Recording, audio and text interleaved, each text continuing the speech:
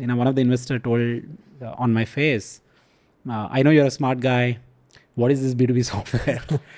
Just sell shoes online. Yeah. There is a model in US. You just replicate it. We'll give you like 3-4 million. So recently somebody was telling me your 2014 idea is the hottest idea of 2023, right? Because everybody is worried about their cloud chaos and cloud security. Back in like 2016, I can count on my fingers number of SaaS companies from India doing more than 1 million, more than 2 million. Even like it was very rare. We earn trust in like drops, lose it in buckets, right? And I genuinely believe that we should never play a short game. Entrepreneurship is always like a very long-term game. Hi, this is Siddharth Aluwalia and welcome to The Neon Show. A successful exit is the dream of every entrepreneur. After his first company, Amigos, failed in 2009, all hopes were left for his second innings. The next one succeeded. His company, Minjar, was acquired by the unicorn Nutanix in 2018 for 410 crores. Last year in June, he went back to doing what he does the best, starting up. We have with us the founder of Atomicwork, Vijay Rayapati, on The Neon Show. I would also like to thank our sponsors, Prime Venture Partners, for sponsoring The Neon Show. Hope you like it. Hi, this is Siddharth Aluwalia. Welcome to The Neon Show. Today I have a very special person, Vijay Rayapati. Vijay is founder of Atomicwork. And during Neon Show, we'll deconstruct how super successful entrepreneurs think, how Vijay thinks, what's led to success of Vijay, right? And how even after so much success, Vijay is so humble. So Vijay, welcome to the show. I want to tell to the audience, like Vijay is one of the most 10 valuable persons in my life. So if Vijay tells me, Sid, fly to the end of the world tomorrow without asking him why, I'll do that. Thank you. Yeah, no, great to be here. Thank you for, inviting me. And Vijay, why I value so much is not because what you have done for me, right? No, it's incredible what you have done and the respect that I have for you. You are one of the rare people who is a selfless giver, right? And you believe in giving so much. Yeah. I think there is a interesting story. So when I was in a school, once I asked my teacher why humans as a species progress so far compared to others. And she told, because we can cooperate and help each other, right? But generally, I believe even my mother, always says, if you can help someone, always help, right? Even if you can't really help, and try to do at least the minimum, right? I think somewhere that is there, and I also believe that good karma will always comes back. And the people you back them ferociously, right? So yeah, I think sometimes that gets me into trouble as well. But there are like a lot of situations where when you I don't know, I mean, I have this tendency, like if I believe somebody is good, I just go all in. And Vijay, I want to start by focusing on, you have come so far as an entrepreneur. You are, I believe, one of the top 10 successful SaaS entrepreneurs in India. Sure. And you come from a very different background. You come from a village, right? Your story is from in the 4th class, you moved from village to a city, and then you struggled, right? Coping up with first language, then the class. Right? So tell us about the background that you come from, right?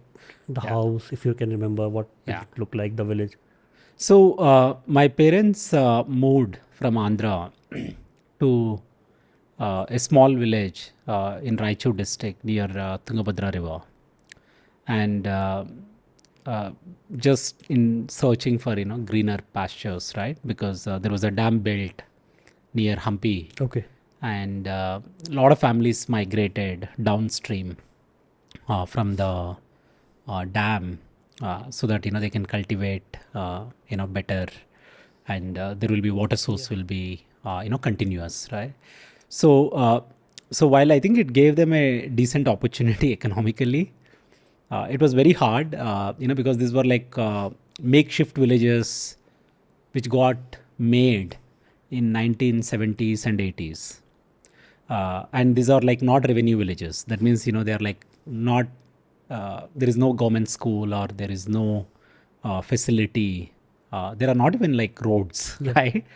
And but but the parents always had this thing of we need to get our kids educated, right? So we can't actually again put them into farming because I come from a farming background. My dad still does farming in the village, even though he has reduced, how much he used to do Yeah. versus what we are doing now. And somewhere, even I have the DNA. Every time I go back to village, I get so much peace. Just looking at the things. But I think due to luck, one of the family that also moved to that village were like slightly better educated than some of the other families. So both husband and wife, they started teaching kids. That's how most of us in that village and surrounding villages learned the first set of language and numbers, all these things. I'm super grateful to my aunt.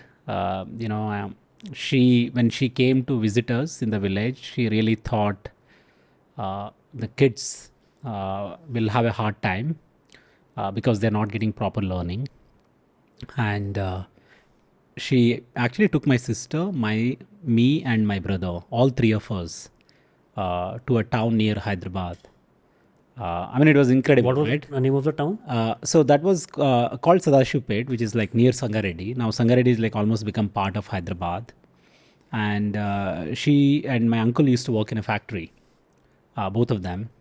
And they had two kids. And they were well off, or they were not? They were not well off. They were like, probably slightly better than a farming family, Okay. but they are like lower middle class, right? Both of them used to work in a factory. And so they had two kids. We were three, my sister, me, and my brother. I think some of this, what you can do for people also comes from what I have seen both my mother and my aunt do for us. Because it's incredibly hard, if you're working, plus you have 5 kids in the house, you have to cook for them. All of us like very young. And, probably like the age gap between us is like 3 years, 2 years, etc. So my mother raised my cousins because they were like very young for the first 4-5 years here in the village.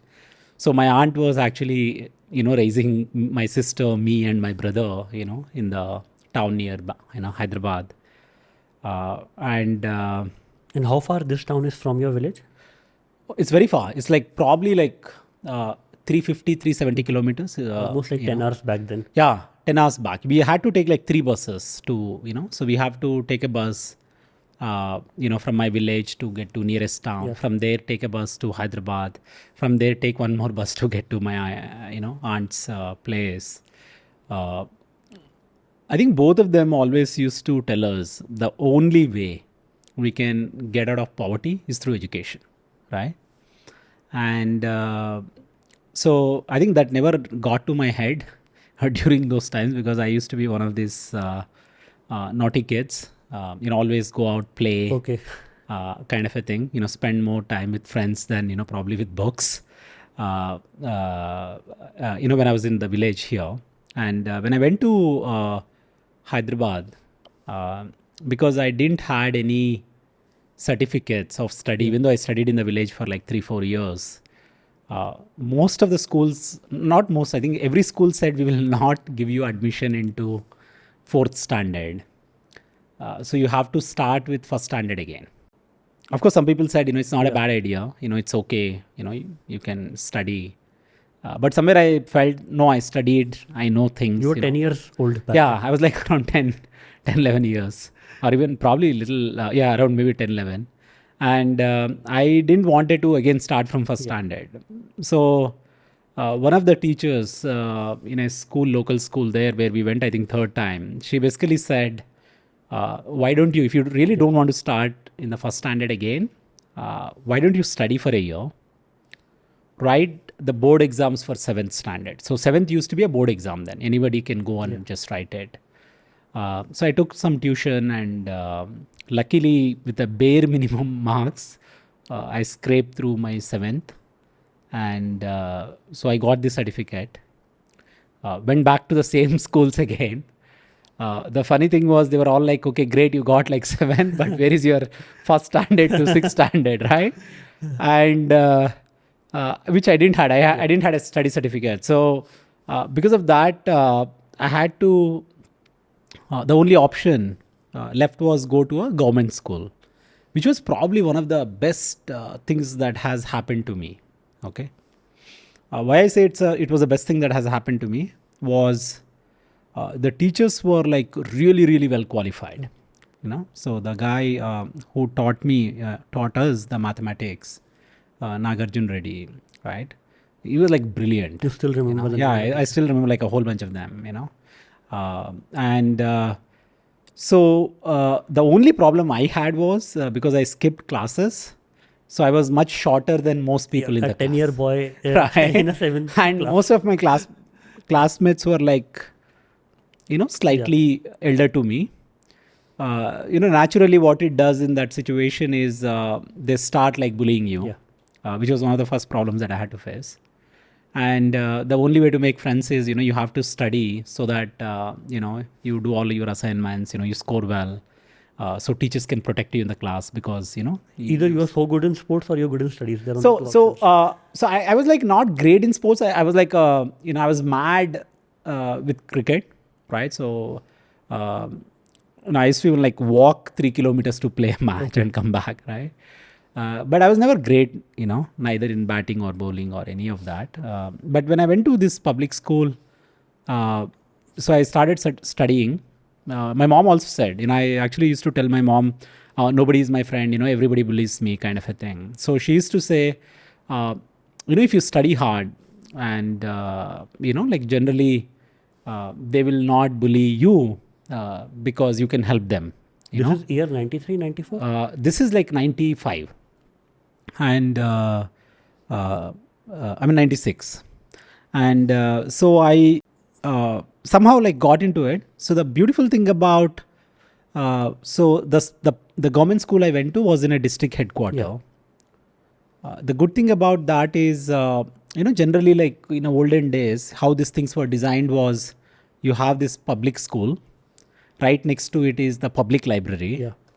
And government schools from morning till afternoon. So there are no classes in the afternoon, right? Me and my brother both used to go to library and spend time, read books and, and stuff. So my brother actually did the opposite. He started with the lowest standard. So he said, okay, I'm not going to skip. I will actually start, from the second standard or so again when he came after a few years. But it was a great learning, and one of the reason why I said, I was very fortunate that I went to a, government school. One, teachers were like super qualified. The second thing is they always spend like a lot of time trying to groom people who are like very studious, right? If they know that, you really take learning seriously, they actually even invite you home and, tutor you, right? So Sharmila was a teacher who used to, teach us English. So I didn't even knew like how to write like a proper sentences back then. Because Telugu was the main Yeah. for So communication. Telugu was the main language that I learned, which was a problem even when I went to engineering. And bullying was a problem. Which actually the good thing that happened. One good thing I can see out of it was it forced me to learn more. And because most teachers think you're good, they give me a lot of opportunities to attend like a lot of events. If you're in a government school, Science Day, there is a competition. Police Commemoration Day, there is a competition. Children's Day, there is a competition. 15th August, Independence Day, there is a competition. Republic Day, there is a competition. So they naturally used to encourage me to go speak on a topic or participate in essay competition, even though this used to be in a Telugu language. Speaking on stage regularly. So it gave me like that opportunity to speak. I was not quite popular in 8th, but by the time I got to 10th standard, in that district headquarters, I was quite popular. People used to say, we can't compete with this guy on elocution competitions, right? So and a lot of them, even though they were from different schools, they actually become my friends. Okay. because we used to meet at the science fair competitions or essay competitions or elocution competitions. And a lot of them, all of us, many of us actually joined the same college for +2, and most of us joined the same engineering college for engineering as well, right? So in our engineering college, people used to call us Sangareddy gang, which essentially means a bunch of people from Sangareddy, and a lot of them actually helped me as well. So how did you choose Osmania? Like you Yeah. were a very bright student. Yeah. You were thinking of IITs back then? So no. So one funny thing happened. After my 10th, I scored well. So I got this free scholarship to go study in one of these institutes, which is like they wake you up at 4 a.m. Like just like a rhythm. Like you go to sleep at like 10 p.m. Like then the Gurukul. they wake you up at 4 a.m. So they said, okay, we'll take care of your tuition, we'll take care of your boarding. You just be with us, right? So I joined them. I think on day 3 or day 5, I don't remember exactly. I just left. Okay. I said I can't do this, because in a public school, right? So you can sleep till like 7 o'clock. Yeah. Get ready by 8:30. You go to school. From 8:30 to I think 1:30 where it ends.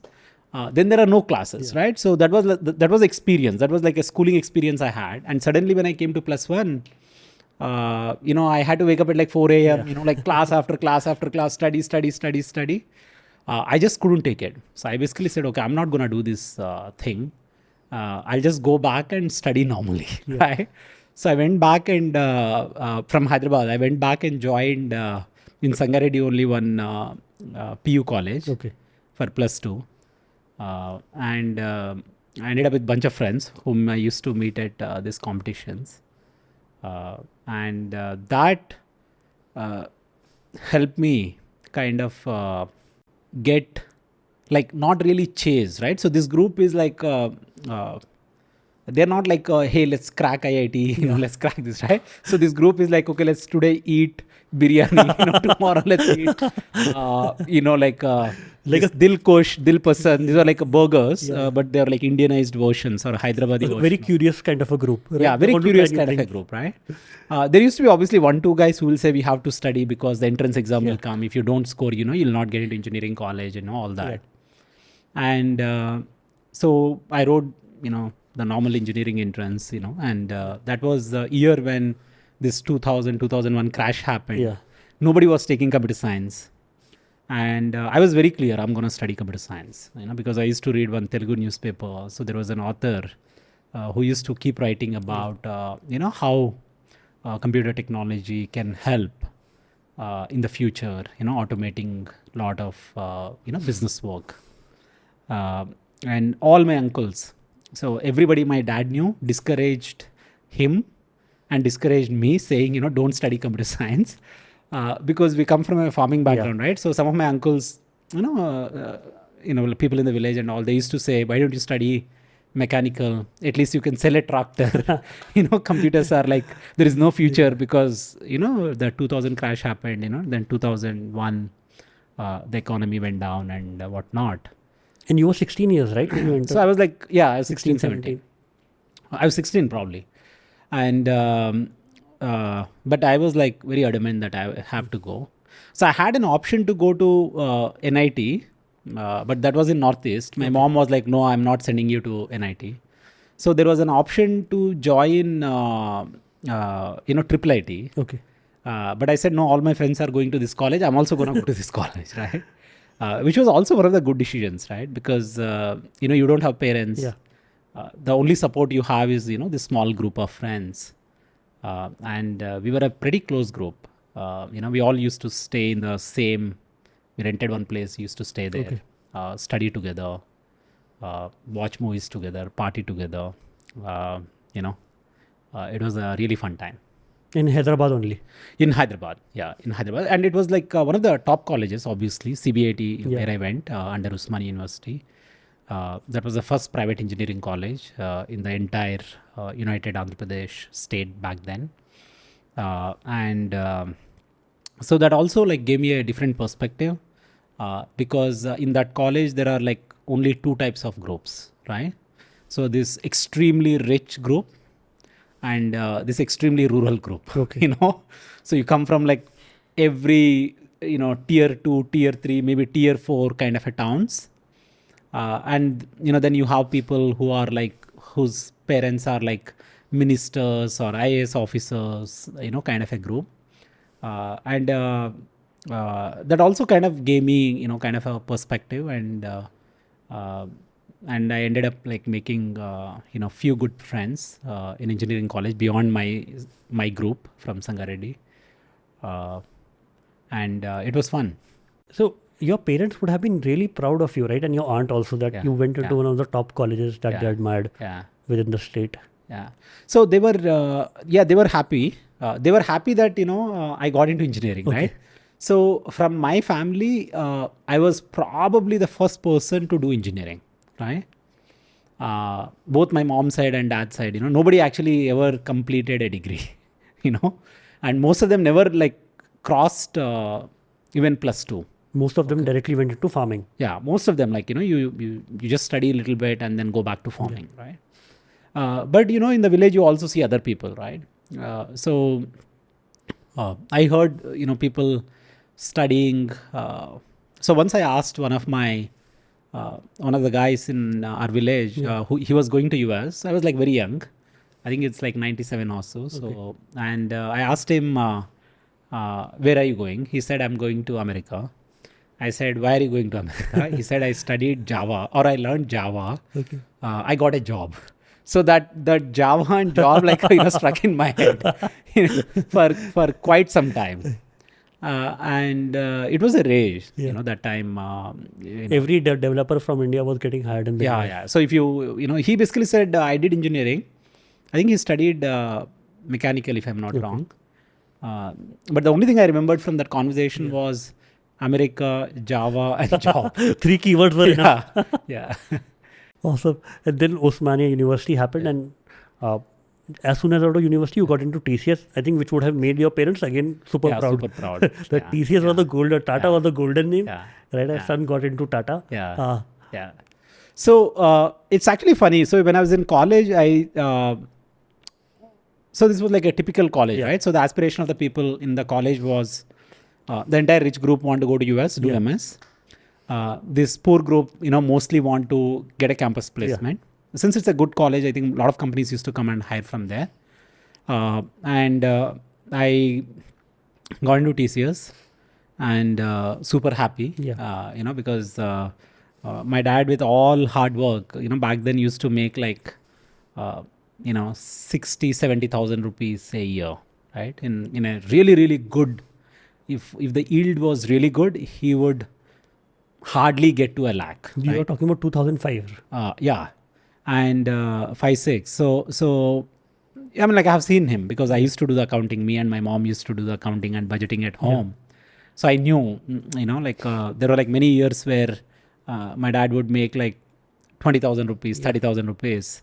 There are like rarely years where he would make like 60,000-70,000 rupees, right?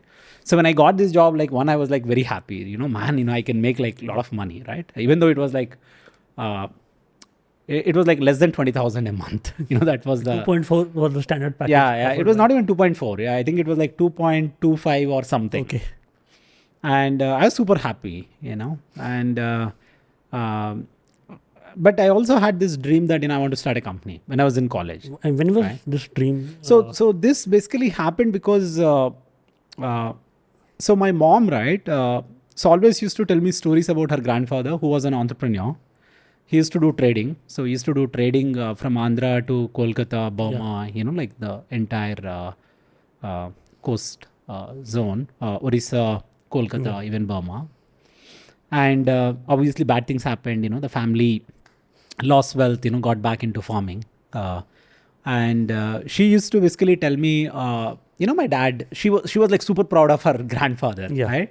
She would always tell the story of how much her grandfather used to trade. And once I attended a wedding, so where another grandfather, you know, took me, you know, towards him. And then he said, you know, when I was like a small kid, your grandfather was like a really big guy. and he was so big in the sense, he used to trade so much through railways. So apparently, the local whatever goods guy used to wait for him to like fully load all his stuff, before they take off, right? So obviously they exaggerate these things and they say, okay, for your great grandfather, they used to stop the train. That's how they used to tell. In reality, it's not that. And you saw your grandfather No, while no, growing up? no. I mean, like my mom saw, but I never saw him, right? He passed away by then. But she always used to tell this story. Yeah. So somewhere in the back of this head, okay, we are not farmers.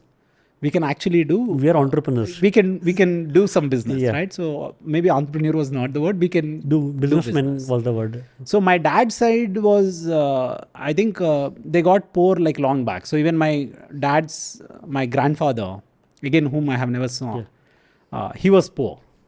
So my dad was like, no business. Business is not for us. Either you do farming or you do a job. I think right? back then business was also associated with corruption. Yeah. So my dad used to say business is for bad people. Okay. Farmers are good people. Okay. And farming also creates employment because, like back then it used to be, I mean, even now, a lot of farming is like very manual. Even if you do like 5 acres, 10 acres of farming, you employ so many people, right? Some of them are like full time and a lot of seasonal employment. So they always used to feel, okay, we are our own boss, right? The only thing is like, there was no leverage from that, right? It's the same thing, you work hard, if everything was good, if weather was good, price was good, you make whatever minimum wage, if not, you lose money, right? But one thing both my father and mother did was whatever they earned, they always invested that money to support us in Hyderabad, right? Even though we went to public schools and all, there are like generally expenses, right? You travel, 2-3 kids, even though my uncle and aunt took care of us for quite some time. They always spent that money on us, right? Hoping that the kids need not do, the day job in the farm when they grow up. So when this TCS happened, everybody was super happy, okay? Along with TCS, I also had an opportunity to go join Indian Army as a JCO. So they do this technical recruitment in engineering colleges. In the third year only, I had that opportunity. But my mom was, no, you are not going, the typical South Indian family. Because there was nobody in the village who is in army, right? So they think, it's like a very dangerous job, even though like, I was on the technical side. You are sending your son on. Yeah. So even though I told her, look, it's a technical job. It's not like, I'm taking a gun and, I'm in the front post at the border. But she was like, no, and all. So they were all like delighted when they heard the word Tata, right? Because it's like big brand. Of course, even today it's a big brand. They were super proud. I was also happy momentarily, probably. But when I went there, then I realized, okay, this place is not for me. Right. And that was like less than 6 months. It would have reminded you of that Gurukul, right? Yeah. So not only that, actually one funny thing what happened was I joined this project and they asked me to like write web services in Java. And by then there was an open source tool called WSDL to Java. Okay. If you run it, it will automatically generate the client stub and server stub code for your web service. I just ran it. So I had like this whole thing ready, in less than a week. And, but they wanted me to do that whole thing, in a year. Now, and there was not much to do. So I was just fixing, other people work and, whatnot. And helping other people. And I really thought, okay, this is probably not what I want to do. So there I met a guy called Meenakshi Sundaram. We used to call him Michu. He basically said, hey, you are very smart. You probably should go to Bangalore. My cousin works in this company called Trilogy. Try working with them. So then I left Kolkata and came to Bangalore. Trilogy was a startup back then. So, Trilogy was like a big company. It was not a startup, but I mean, the size was like a startup. Yeah. But they were like a fairly large in terms of revenue. It's a privately held company. And it was like one of those very iconic companies, right? They used to hire like top of the top, And they used to pay a lot more than Google, Microsoft, Amazon, any of these players back then, right? You and- must have jumped from what, 20,000 rupees a month to what? Yeah, I mean, quite a bit. So it's probably not right to talk about it, but it's quite a bit. Okay. So the jump was big. The family and- became more happy, right? No. I think the family was happy, but that happiness was very short-lived because my mom was diagnosed with cancer Oh. just a month after I took job with a Trilogy here. But I always thank the God that because I was the only person Yes. from my village in Bangalore then, right? If I was not here, it would have been super hard for her to get treatment and whatnot. I think sometimes circumstances also play in a way that I just came here. I think it was like just completed a month or so. 2007. 2007 Jan, and in Feb she got diagnosed with cancer. Obviously there was a panic in the family, but I was very grateful that okay, I'm in Bangalore and I have a decent job where I can get a good treatment for her, and I think she's doing really well even now, and she's one of the longest survivor, and the doctor keeps telling that she has a lot of grit. She's not like just because somebody says you have a disease, you start crying, you think okay, you will die. She was like very she's very resilient. My mom is like very resilient. You derive your resilience from her. Yeah, I think my mom is like a big inspiration for me, because she I think she has really shaped life for like a lot of us. Obviously her children like us, me, my brother, and my sister, and also like a lot of people in the extended family, right? So, but yeah, then even with the Trilogy, I got bored very quickly and wanted to do something. But I'm glad I came to Bangalore because the first weekend when I came to my Bangalore, one of my roommates said there was something happening in IIM Bangalore, and I went there. Yeah. This was Birud Shah. He was pitching about how this is a great time to build amazing companies from India in 2007. Just before the dot-com burst. Before like the entire financial crisis again. Because he came back from US and he was talking about it's a great opportunity for us to build. So the desire to build was there.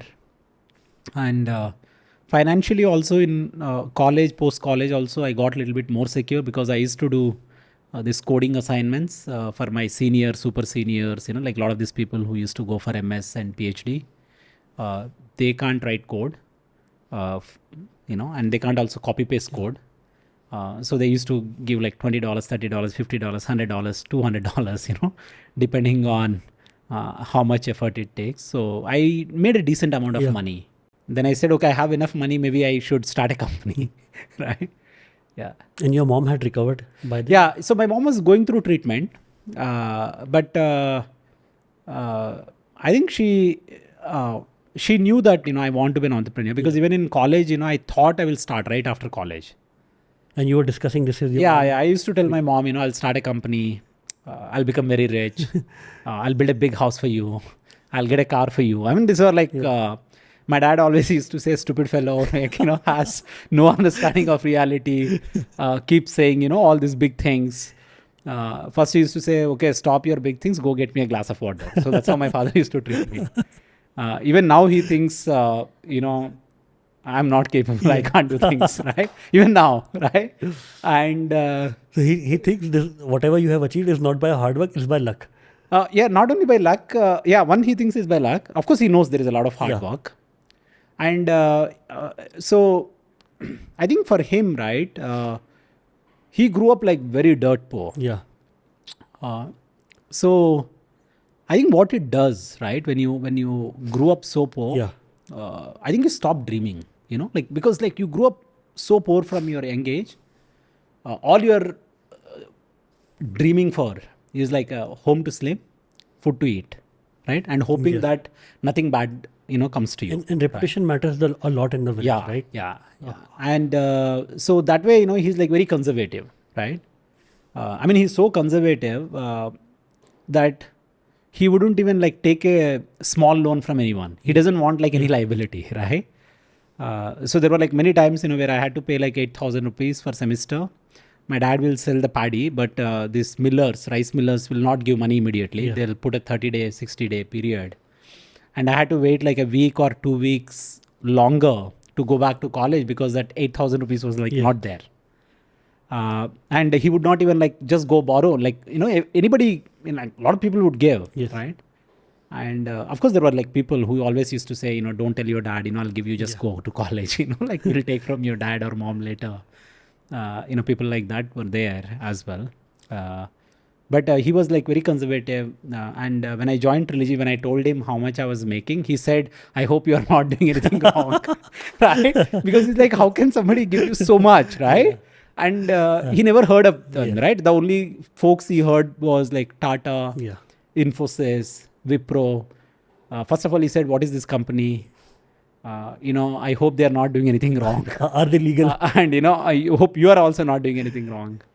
But my mom always used to be like, go do things, right? So she was the one who always sparked your entrepreneurial dream. Right? And never let it down. So she never actually like, so after I left, the Trilogy job and got into entrepreneurship. When was this? When you left Trilogy? So basically what I started doing was I was seeding this project when I was there in Trilogy. After a year, I basically said, okay, my time here is, mostly done. So I want to go work on this project of online food delivery and, restaurant reviews. I got like bunch of, some of my friends from Hyderabad and Sangareddy to come. Sangareddy gang. Yeah, I mean like one of them came and one of my friends' brother also came. One of my junior from college also came. Then we hired one more person. So the good thing in Trilogy was, so initially they hired me as a consultant. Right? So they typically never used to hire from non-IIT. So you have to either go to, the College of Engineering in Guindy, which is like one of the oldest colleges, or Pune University, or one of these IITs or NITs. So they don't hire from rest of the colleges. And so that gave me like a lot of time. So I used to always work during USRs. Then I thought, okay, I can actually do something. So I started writing code and all. And then got a bunch of people together. So I was like trying to seed this, when I was there, with Trilogy. And in the process, I mostly lost all my money, whatever money I made, right? And it was a significant money. And so I lost all of it. And I learned a really great lesson that entrepreneurship is a full-time job. It's not a part-time degree. And you were losing money part-time while building this? Yeah. Because I had people, right? So I had an office, I had people. So that time, like everything was expensive. Even if you rent like one server, it was very expensive. Internet was very expensive. And telephone line for a business is like a lot more costlier than normal telephone. Internet to business is like super expensive. Back then, I still remember like normal internet connection used to be whatever, like 1,500, 2,000 rupees. But if you take a business internet connection, it used to be minimum 25,000 rupees. You would be burning what, right? Like at that point from your savings, 1 lakh rupees a month? Yeah. I almost burned 1 lakh, from a month. So I lost all the money I made, when I was in college, post-college. I was making with Trilogy and all. And I learned a lesson that, okay, this thing will not work. And personally, mom was also still going through treatment. So she went through treatment for the entire year. And almost there were like a very frequent follow-ups. So there was a lot of stress. So her only ask was, you do whatever you want to do, but get married. Right? Because I don't know, because this disease, even though I'm not afraid of it, but I don't know how much time I have, right? And but I somehow told her, don't worry, the treatment protocols, everything have improved now, back then compared to like 90s, 80s, or even early 2000s, right? And but after a year, basically doctor said her recovery was really good. And, just do regular follow-ups, she'll be fine. And after that, she was okay. She was like, okay, just go do your thing. You would have sighed a lot of relief, right? When she was... Yeah. So I think the bigger relief for me was, so I'm not very close to my dad, even now. Okay. It's very strange. And, but super close to my mom. Right. And, so my mom going through was like very painful. But one good thing, what happened was when she was going through this treatment, she was in Bangalore So we used to stay together. So I could spend a lot of time. So from in childhood, like what used to happen was after I went to Hyderabad, so except holidays, I never had a ability to spend time with my mom, right? I really used to, I just want to be with her. And so one of the outcomes of her coming to Bangalore for treatment was, we could be together. We could go to Kavan Park, Lal Bagh. And your dad was still in village. He was in village. So mom didn't have the responsibility of cooking food or anything, right? Yeah, my sister was actually taking care, in the village, and my, mom was with me. One of my aunt also came. My dad's elder sister. She was also super selfless. She just like my mom helped lot of her side of the family. My dad's elder sister actually helped his side of the family, right? She's very selfless. She was with my mom and me for like almost 6 to 9 months, taking care of both mom and me. So while you used to go to office, she used to take care of your mom. So I used to go to office like after 2, but work till like night 12, sometimes even 2. And around 10 we used to go to hospital. Which part of Bangalore were you then? So I was in, I used to be in Malleshwaram. Okay. And my office was in Bannerghatta Road. Trilogy used to be in Bannerghatta Road. The hospital was, somewhere in between at Corporation Circle.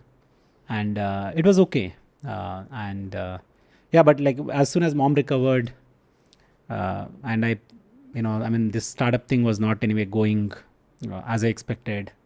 And there was no concept of ecosystem. There were like a lot of small groups in Bangalore back then as well. But it was a good learning for me. And you quit Trilogy in 2009. Yeah. Along with that, you shut down the startup together. Yeah. So Trilogy, basically what they did was, Joe, who was the founder of the company,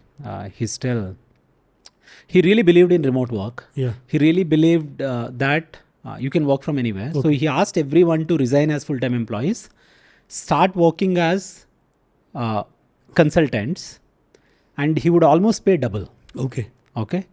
But that was a culture shock back then, for people, right? And lot of people could not find the jobs which will pay the same or pay the more. Most went and took the regular jobs, like you go to Google or Amazon, Microsoft, one of these places. Some people also got into entrepreneurship from Trilogy, because I think one of the things Trilogy did to not just me, I think a lot of people who were there. So Trilogy used to hire like these very young people, give them like a lot of responsibilities. Okay.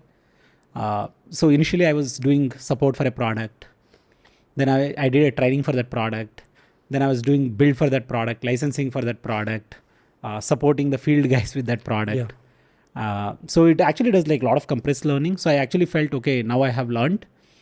Maybe instead of trying to do B2C kind of a thing, maybe we could try B2B kind of a thing. And Trilogy was a B2B?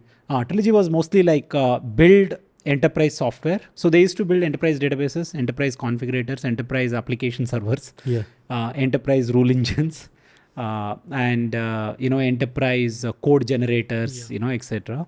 Sell to this Fortune 500, Fortune 1000 kind of a companies and make a lot of money out of it. So how did the next stint happen for you? So next stint, I basically thought, okay, if I really want to be an entrepreneur, I have to learn marketing skills. Right? So social was taking off. I was like, okay, I need to learn marketing skills, but I'm an engineer. Nobody will give me a marketing job. So that's when I met Amit of Gizape, and he basically, I joined as a marketing guy, But after 6 months, I basically figured out the tech was shitty. And how big was the company when you joined? We were like just 2 people. Amit was there, me, and he was using one outsourced vendor. And you came on 0 salary? No, I came on like some basic salary. It was not like a big salary, not like a Trilogy salary. It was like much lower, but there was like a minimum enough that, you could pay your rent and, things like that. So I joined, and so I was doing this marketing and all. Then I realized the tech was really bad because Amit outsourced, the product development. So after 6 months, everybody was doing back then. So he basically outsourced, and since I'm a techie, I basically felt they're just charging too much money and doing not doing a great job. So I basically told Amit, look, this is bad. He said, look, I don't understand tech that much. If you want to bring it, then you have to become the CTO, right? So I became the CTO. So then I hired like bunch of people. We built the tech, and all. We sold it to like good brands and all. But then the business model, so we built a good product even in Gives a Page. So the product was basically like a social product, which gives brands ability to create a social hubs, right? So you can create if you're a Titan, you can have on your website, you can have social.titan.com where people can come see a lot of your social like a community content. page. Yeah. And also we used to give analytics to them, Okay. right? Positive, negative sentiments, brand mentions, analytics, customer complaints, all those standard stuff. But selling to these brands, we figured out after a year, Amit used to spend a lot of time. Even I used to go support on the calls. Agencies were the middleman, Yeah. right? So the problem with that model was it's very hard to go to the brand, because if you go to the brand, they will say go to the agency, and agency guys generally treat you like, okay, whatever your software, I don't care. I will not pay you much. You cannot tell customer how much it will cost. I will give you whatever. You should just take it. So it was not, and it was a very smart group. Yeah. Okay. And even though we were making money, like 2-3 engineers working at Trilogy will make that kind of a money, right? So we basically said, okay, since there is no opportunity for us to go direct to customers, this middle men, which are like agencies, hold us hostage, both in terms of entry, revenue, and renewal and expansion. This business is a bad business, right? And then raising angel money was hard. This layman thing and all happened. Yeah.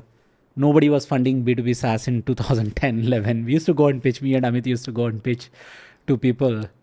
And people would say sometimes, why are you guys doing all this B2B software? Just leave that and just do e-commerce. We'll give you 3-4 million.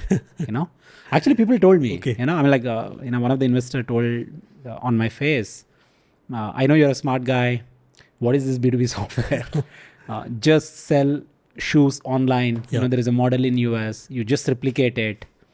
We'll give you like 3-4 million, right? The ask we were making for B2B software was like 300,000, 400,000. And e-commerce was a rage, in India, like 2010-11, that period. It was like a big boom, right? Yeah, 2009, 10, 11, right? But I hired like a lot of people. So I was thinking, okay, all of us have to go to some place. Yeah. Amit wanted to, he had some family business, so he wanted to, spend some time on that. And as we were winding down, so I was basically thinking, okay, wherever I go, I have to take this entire team with me. It was 10-15 members? We were like 12 people, but in that, so 9 of them were like a group. Yeah. So I was looking for a home to, land. Obviously, I had like a bunch of friends by then in the ecosystem, some companies. A lot of them were ready to take me, but they were not willing to take the team. Okay. And that's how I ended up with Kuliza, because Anand, who also worked at Trilogy, like earlier than when I worked, he said, okay, you come as a CTO and we will take you and along with your team. So we kind of landed, as a group there. And then you grew Kuliza till 2013. Yeah. So we grew and we quickly figured out, this services business will not work. Yeah. So we have to go build a product. So that was a genesis for Minjar, right? So in Kuliza also we tried like doing, but we did like a lot of really good and interesting work, right? Large scale engineering work, product work. I think there was a point where we built one of the largest data processing systems on AWS. That was also genesis for our relationship with AWS, right? And AWS guys were surprised, who are these people from India, running such a large workloads on our platform. You were right? building for financial services. Yeah. Financial services, ad networks, analytics, and even like retail. So these were like 3-4 segments that where we were doing like really good, high quality engineering work, right? I think at one point, except maybe like one to adnet like e-commerce players. I have helped fix scaling problems, performance problems of a lot of e-commerce guys in India. So you work with Flipkart also? Not Flipkart, but a lot of them. All the cards. I think a lot of them I worked with, where of course I made like good friendships and whatnot, and a lot of ad network guys we worked with, and that's how we figured out, there is a really good opportunity to go build a company in a cloud management space, because all this were like getting built on cloud management. And how did you together form Minjar? So actually Anand also always had this dream of building a product company, right? And one of the smartest guys and very humble guys, but also one of the laziest guys, right? And I was very clear, like we should not do this services business. This is like, this can put food on the table, but it can never give us biryani every day, right? So when we were thinking of actually, creating, so he said, okay, I also want to, do this full time. We'll get a team to run Kulisa. That's how there was a team put together to run that services business. So we actually focused all our energies and created a company, called Minjar. And so he was like, he wanted to create a product company, right? And for me, it was like, look, services doesn't have leverage, right? So you do like great work, especially when you work with, product companies as your customers, but there is no leverage for you for that work except for the time, right? My funda was, as a founder, whatever you do, you have to create a leverage, right? There has to be some compounding that has to happen. Otherwise, you are just like trading your time for value, right? So if you trade time for value, then it's better you do a job, right? A good job, a high-paying job, which gives you better return on your time. Then Trilogy was not so bad. Trilogy was not at all. I mean, like Trilogy was great, right? The reason why I didn't apply to Amazon or Google, Microsoft was Trilogy was paying like way more. And you were a consultant, right? You don't have a responsibility of full-time employee. No, I was consultant, but Trilogy was like a grueling work, right?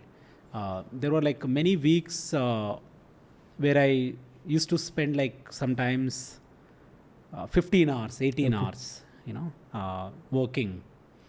And it was a great learning on two ways. Learned a lot of tech, a lot of compressed learning, and a lot of learning about acquiring companies, turning them profitable very quickly by, hiring a very small team in India and cutting all the high costs. How do you like turn a business into profitable business, right?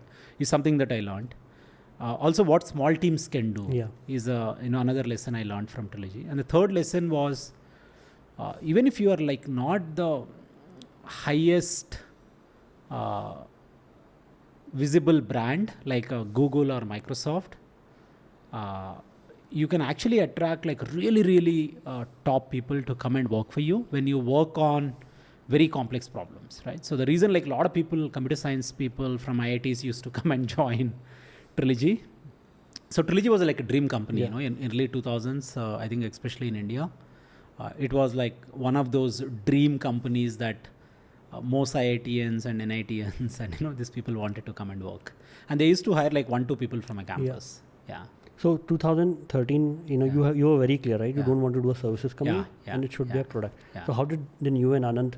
So we basically started planning, from 2012 only. Okay. So we tried actually, I said, okay, let's build a product inside Kulisa, but in services company, right? It's very hard for you to build a product, because the customer takes the focus away from the product, and next project takes the focus away. So we went to Minjar. We said, okay, let's start a company. And you became the CEO now. Yeah. So because Anand was very clear. Anand said, look, Vijay, I'm the lazy guy. I've been the CEO of Kulisa. Probably I didn't do a great job. So when we start Minjar, you have to become a CEO, right? I really have to give a credit to him. He was like much, he was at least like 5-6 years elder to me. He had more experience than me.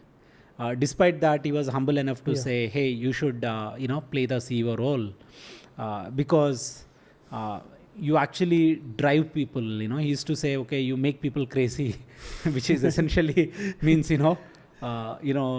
create velocity, Yeah. right? And I was also like a no-nonsense guy. And I think he had that strong belief because just when I joined Kuliza, we did one project for a very big Fortune 100 company. Yeah. 6 months the team spent. We tried delivering that project to a customer, and the customers called it like, it's a very crap product. And so I also felt bad. Yeah. Then I told Anand, hey, this is not such a complex thing, maybe like, 5-6 of us can work. In 2-3 weeks, we can actually rewrite this whole thing and deliver it, right? So he didn't believe initially. None of the engineers believed. He thought, some random guy walks in, says, we can do anything. But one of the engineers basically said, I will only sign up for this goal if you also write code along with me. Okay. Right? It's not like you give Gyan and, I write the code, and that will not work. So a bunch of us actually came together and rewrote like a large chunk of that project and delivered it. So I think Anand knew that, okay, this guy is like a very smart guy. And he obviously knew that, I had this Trilogy common connection. And he knew that, I always speak straight in most conversations, in almost every conversation, even if it is a very painful conversation, just like talk straight. And so he basically said, okay, you run the company. Yeah. And, I will do whatever you want me to do. Okay. Right? Yeah. So you had a good business officer on day one. So we had actually very early, we wanted to raise a seed funding. Yeah. So we got term sheet. But the terms were like so bad. I was thinking, I might as well do consulting for 2-3 months, make that much money, rather than give like 40%, kind of a equity, for just like few crores of, capital. So that actually again pushed us to do some consulting work. But this time we were very clear. Whatever work we do, that work has to translate into some kind of a repeatable product. Otherwise, we will not take that work, right? So we experimented initially with 2-3 ideas. None of them took off until we landed on Botmetric, which is like a way for you to monitor your cloud, manage your cloud, secure your cloud, and cost optimize your cloud. And this theme is still popular today, right? Companies are getting started in this domain. So actually, so recently somebody was telling me your 2014 idea is the hottest idea of 2023, right? Because everybody is worried about their cloud costs and cloud security because of whatnot. And because we were like, at Kuliza, we did like some really good work on cloud. Building very complex systems. We had a good relationships with AWS. So those relationships carried forward when we started Minjar. And AWS was our biggest champion. When we built, whatever we did, they always promoted us, gave a lot of visibility for us. And we also sometimes went out of our way to help their customers as well. Okay. Right? AWS was small then. Yeah, very small. They didn't have any India team. Yeah. Rick Hirschman was like their first guy who used to look after Asia, and after that he looked after APAC, and like till recently used to look after Google Cloud for APAC, and then he went to UiPath or somewhere. So Rick, like a whole bunch of people, were like a big champions of us, big proponents and promoters of us. But we also did things for them, right? Sometimes when their largest customers get into issues, either scaling issues, cost issues, architecture issues, they would knock on our door. We would take credits from them, spend like 3-4 days to fix that guy problem, use that credits to run our SaaS costs and all. That's how for like, quite some time we could actually run a, decently efficient business without burning too much capital. And the only money we raised was the money from Ankur Jain, who runs Emergent Ventures, and Rishi Bhagava. He started Dscope recently. And how much did you raise? So initially we raised less than $100,000 in Angel. And after that we raised, another $150,000. So that's the all money that we raised, right? So the funny thing was when we rejected this term sheet for few $100,000 and 45% of company. So I basically said, okay, looks like the ecosystem has not changed much, So I took 50 lakhs from Pallav as a loan. And at one point he said, convert into equity. I said, no, like take your loan back. So we gave the money back to him with some interest. So that helped, right? So that 50 acted like a seed capital. Plus we raised a couple of, $100,000, less than $100,000 initially. Then after a year, we raised another $100,000 plus. And then Anand mortgaged his house. We got a crore of credit line, less than crore initially. I think we got like first 50 lakhs, then 75, then a crore. Then we went to SIDBI. We took a couple of crores loan from them. They used to actually give money directly. And it was not a hard process at all. Initially, we thought, when Anand was pitching this idea to me, I thought taking money from any government agency in India, either you have to become corrupt or it's a very lengthy process, if you don't want to pay off anyone. But to their credit, SIDBI actually, we are one of those startups, which were like really where they put money and they didn't want it to take any equity. And we used that money in our year 3 of our journey to build a decent office. Until then, the biggest complaint I always used to get from my team was the chairs were very bad. Everything is very bad except the work we do. The entire facility was very bad. So where was Minjar's office in Bangalore? So it was on Hosur Main Road in Bomnahalli, even though we used to tell it as a HSR because HSR is like little bit better area compared to Mangamanapalya where we were. And because that was the lowest rent, right? Because the HSR rents were like 2 times more than the rent at Mangamanapalya on Hosur Main Road. So the SIDBI money is what we use mostly to do our capital expenditure to an office. And you were making decent revenues, right? So we were making decent revenues. There were like many times where we got into profitable zone. Obviously, we were also spending, right? So because in SaaS, creating product is one thing, but doing go-to-market is, another thing, right? And we knew that this is not 2000s where you can say, okay, slow and steady, I'll continue to grow. So you have to spend money. And money means, people have to, go-to-market means people have to travel, have to be at events. Events will charge sponsorship. Travel is expensive. So you go back to negative, right? And that's when we said, okay, let's try again fundraising. And this was like early 2017, I think late 2016s. And we started talking to Bloom folks. I think early 2017 they gave an indication that, okay, we will fund. We know you guys are good guys. We don't know much about what you are doing, but we know that you guys are good guys. And we heard like a lot of good things about you folks. And we will, consider funding it. But one fortunate thing that happened in Minjar was every year since we started that business, somebody wanted to acquire that business. Every year. Initially people used to think, okay, this is a very smart cloud team. There were like not many really good cloud teams. Services companies wanted to acquire us, product companies wanted to acquire us. Then people wanted to acquire us for our early product. Then people wanted to acquire us for whatever the next product that we created. Then people wanted to acquire us for the bot metric thing. How many products you built? So we basically initially we built package software. Right? So in a VM you put all the software. We wanted to sell that, as a LAMP package, as a Java package, as a Drupal package or Magento package, things like that. And we will manage, the hosted service. It's like we're trying to create like a PaaS kind of a thing. But quickly we figured out, look, this will not work unless we sell to developers. So then we tried creating a load testing software, which became popular, but we could not find everyday usage for it. And then we landed on bot metric. Bot metric. And that was the product that went That was the successful. product that was become like sticky and started making money. And during this journey, right, till you got funded by Bloom, you also went into negative cash few times, right? Yes. I think multiple times. The reason why we went into negative cash was I am like a bullshit optimist, right? So I always believe that in a long run, optimists will win. And pessimists are right, optimists make money. So in a short term, pessimists are always right, right? In a long run, the optimists are, always will win, right? But in a short term, pessimists will win, right?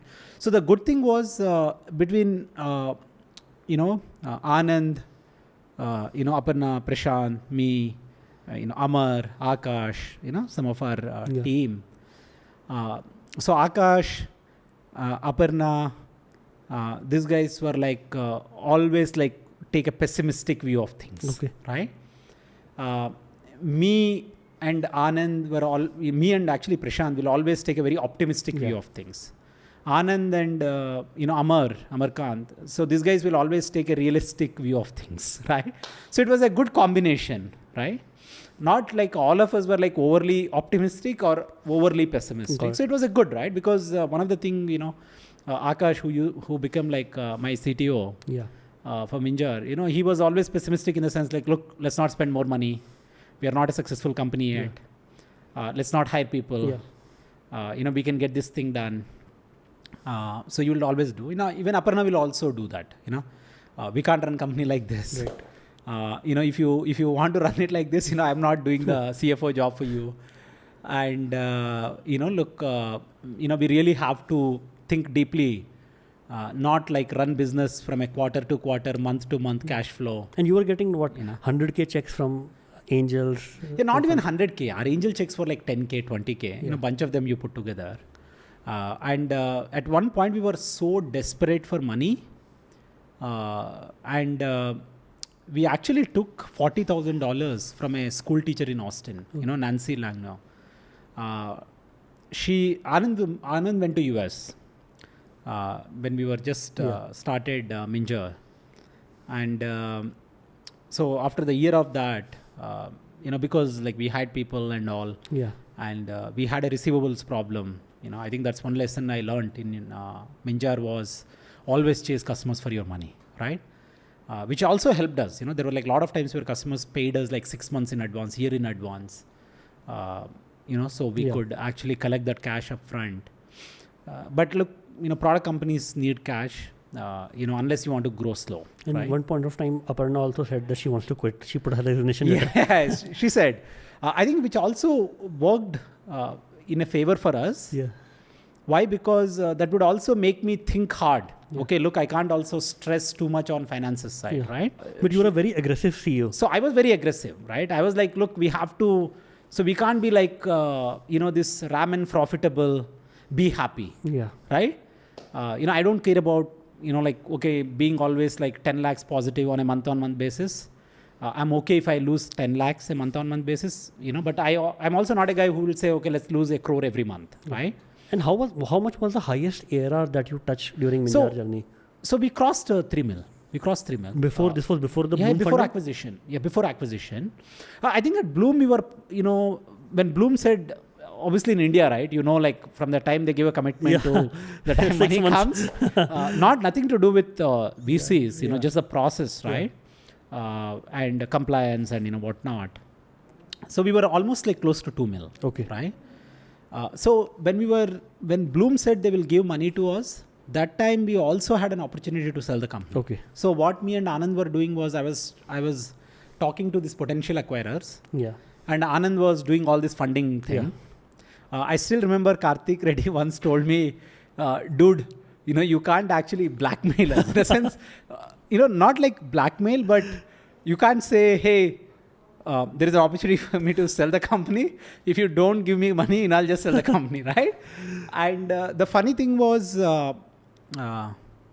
we didn't go through that acquisition. And how much did Bloom put in finally? Bloom put in all their largest check. So Bloom's largest check was in Minjar, which was more than $1 million. They have never done such checks, So the reason also, look, we were also one of those, companies with a, really good revenue, because back in like 2016, I can count on my fingers number of SaaS companies from India doing more than 1 million, more than 2 million. Even like it was very rare, right? Because we were like a very, very early SaaS players. I'm surprised that a 2 million ARR company, VCs were not fighting for it like this. So I think the reason VCs were like, didn't, so we had also this checkered history, right? Which was, we were the guys who very early said no to some term sheets. After that, we got one term sheet for 5 million. Again, we said no, we didn't take that for 5 funding, million. for acquisition? No, for funding. For funding. Yeah, so we had one of the US VC who wanted to put 5 million. But me and Anand got a little scared, thinking, man, what do you do with 5 million, right?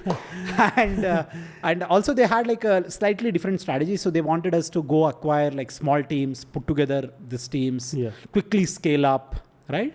Become a multi-product, multi-service kind of a company, which we thought was like not our DNA. We said, okay, this is not a good play for us. And VCs, some of the VCs who knew me and Anand, they know that, okay, these guys are guys who will say, I don't need your money, I'll go back and, do small consulting gig, make few crores and, fund the company, right? So they also didn't like that side of our history. But Bloom being Bloom, they said, okay, we'll back you guys. And they backed us.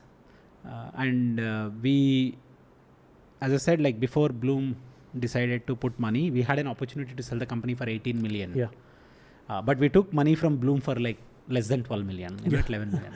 So I felt like really stupid, so this acquirer, I pushed them back because I was thinking a 2 million plus revenue company deserves at least 10x multiple, so I should get 20. They were not willing to give 20, whatever, 18, but I went back and raised money at like 11, which was 11 post money. Post money. And it was, for a moment, I felt like really stupid. And how did then the acquisition with Nutanix started? So our angel investor, Anko, and one of the initial angel investors in Nutanix, so they connected, and then they introduced me to Dheeraj. I was in US. So one of the good things we did in Minjar journey was 13, 14, mostly we wasted time in India. 14, 15 also we wasted time in APAC. I think towards somewhere in middle of 15 or so, we realized US is the place we should go. We should not waste time here. And we wanted to, grow, but we know that we can't hire people and all. So between me and Anand, one of us used to spend time in US. So at one point, we even rented a house in Santa Clara where somebody from Minjar used to always be there, right? And of course, we added like Raj, Raman, to help us, in I think late 15 or mid 15. So because of that, we were like spending time in US. So and attending a lot of events, AWS, cloud user groups. So we kind of got connected, decently well into the Valley ecosystem, right? And my intent was basically raise a good Series A, okay? So that I don't need to go back, raise another 5 million, because back then, India funding used to be like you raise 2 million, you raise 5 million, then you go raise 10 million, so that's how the rounds used to be. And I was like, no, we'll go raise 10 million kind of a round. But for that, we need to get to some state. And a lot of Valley VCs always used to think, Indian founders building everything from India without a US presence is hard for them to actually crack, right? Which is also a good point of view, if not the only point of view. And I was spending time in US. Me, Anand, even like Amar, like bunch of us used to spend time. And Ankur connected. So Ankur connected. So that was the same day I was supposed to come back to India. So it was like Saturday morning or so. I was supposed to take a flight, come back to India, and I think Friday night is when Ankur introduced. And Dheeraj responded saying, hey, why don't we meet? I told him, hey, maybe I'll meet you in the next trip because I'm leaving. He said, no, we can meet very early morning. And I said, how early? How big was Nutanix back then? Nutanix was already post-IPO company. Okay, it was already post-IPO. So Dheeraj was not saying, hey, I'm a CEO of an IPO company. No. So Dheeraj was like this. Dheeraj even like now acts like this struggling seed stage entrepreneur, right? Even post-IPO, he used to act like struggling seed stage entrepreneur, right? Always in hurry. Let's get things done. Why it was not done last week, right? We don't have time. We don't have money. So he would always act like that. And he said, why don't we meet? We met. So I asked him at what time. He said, so I thought he'll probably say 8 or 9 o'clock, right? Because he just came back from APAC trip. I think he went to Japan or somewhere. I don't remember. He came back. But he said, let's meet at 6 o'clock. I was like, wow, And we went, we met, and we spoke for almost like two and a half hours. And he said, why don't you stay back? I see something here. Yeah. Maybe there is something. I basically told, look, I heard this pitch from many people. Yeah. If you pay for my flight ticket, because the flight guys are not going to refund. I'm in like very early stage startup, so I can't afford to lose like $1,000 and spend extra for hotel and all. He said, man, don't worry. If not Nutanix, I will give you money, right? Just stay for a few more days. Did he offer you a business class? No, not then, but after we joined, Nutanix, I think once I flew economy, even though I was eligible for business. Yeah. So he actually scolded me saying, why are you not flying business? So I stayed back. Yeah. I think initially I thought I'll stay for a week, then it became like 2 weeks. I stayed. But you were discussing on a daily basis with Dheeraj? Almost like day or every other day. So then Dheeraj connected me to his CPO, Sunil Poti, who runs now Google Security. Great guy. And then he got his corp dev guys into the loop. So then I met like a whole bunch of them. Then suddenly I felt a very different vibe. Okay. So the vibe, right, of 2017 for most Indian SaaS founders is you never commanded respect, in the valley. Yeah. Okay.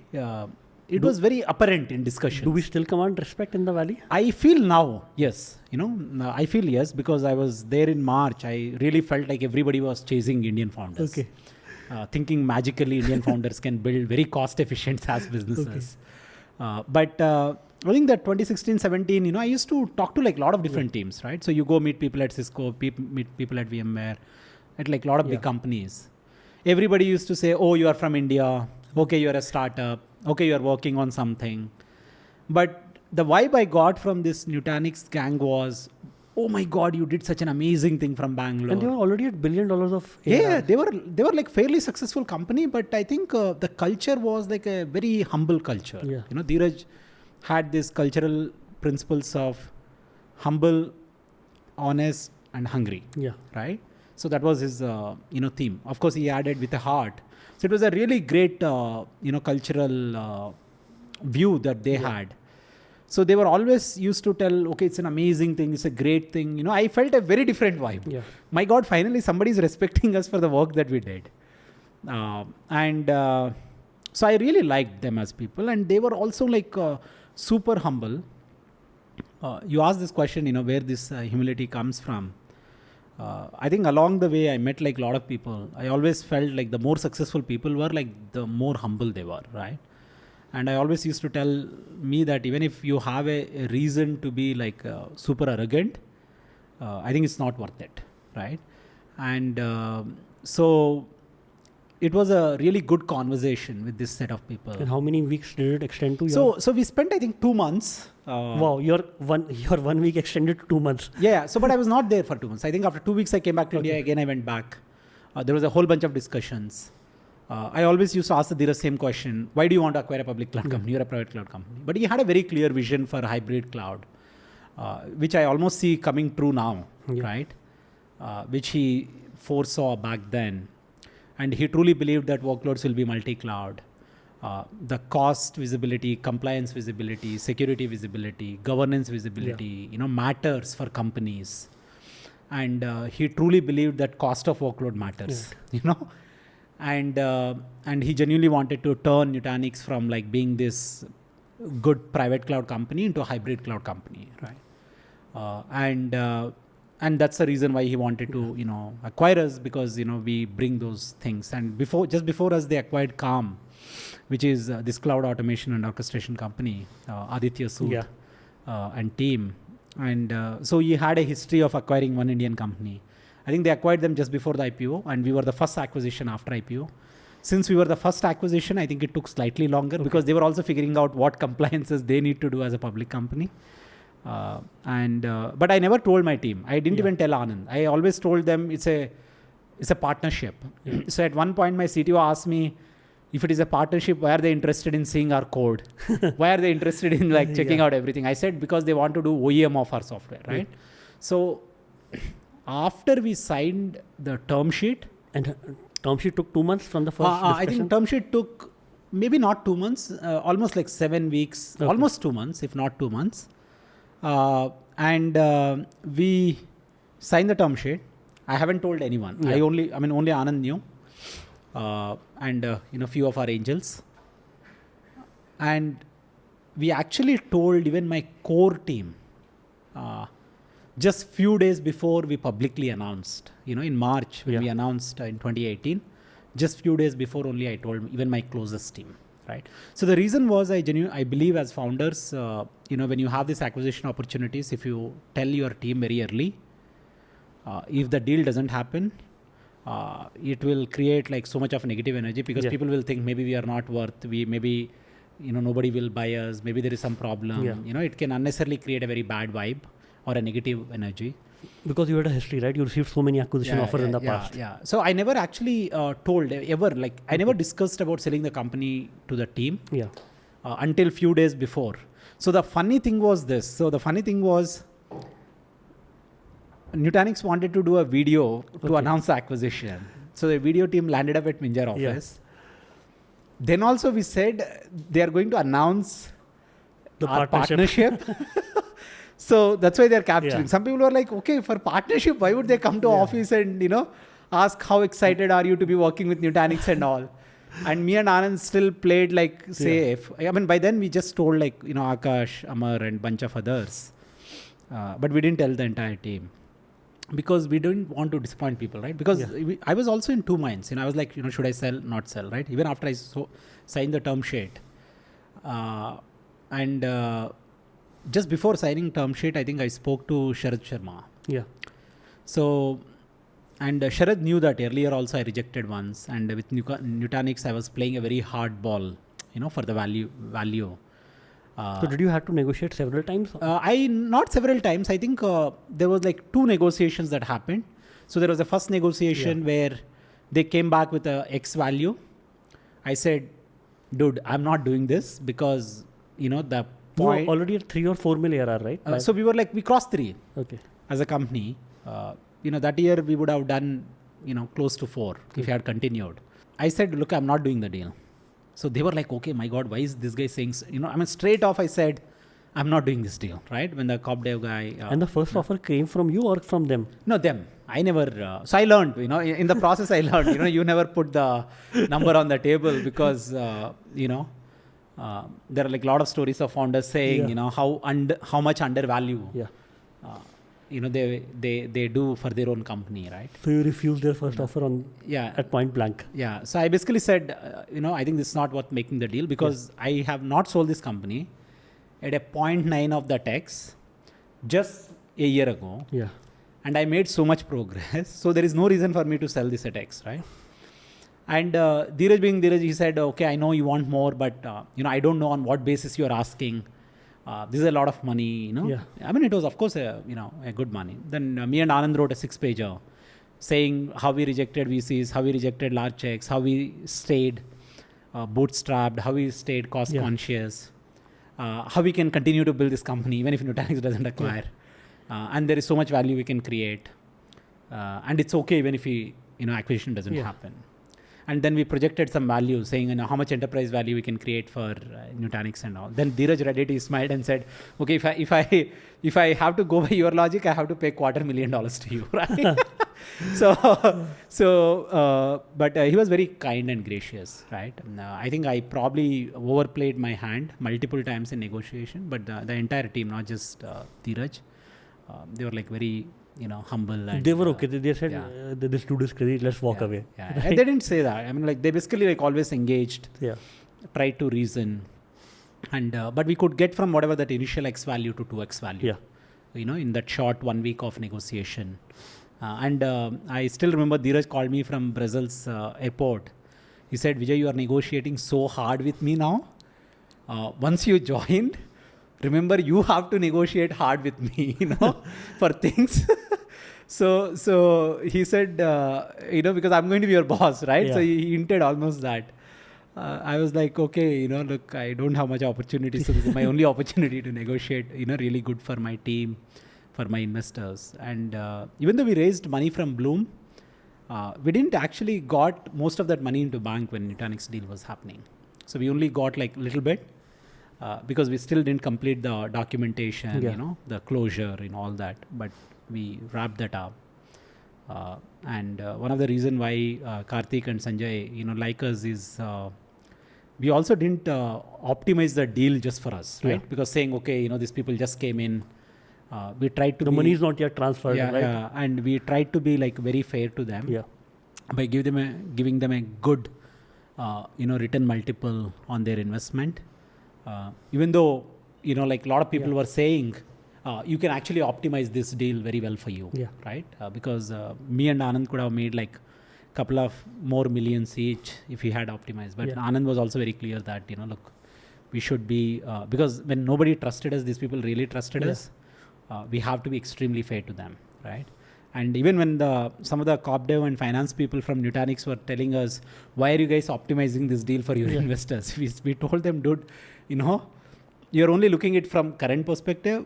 When we didn't had anything, I think these are the people, who really backed us. But people can do that because let's say they are acquiring for X value, right? It has to go by the SHA, the deal, no? So we basically had a decent, we had a 1x liquidation preference only. So obviously the deal was way higher.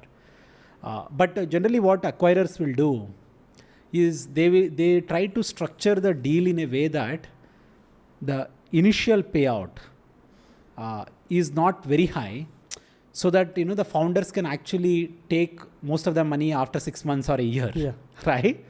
Instead of you giving that money to the investors, right? Because the investors only get the money at the deal value, not what the post deal value, right?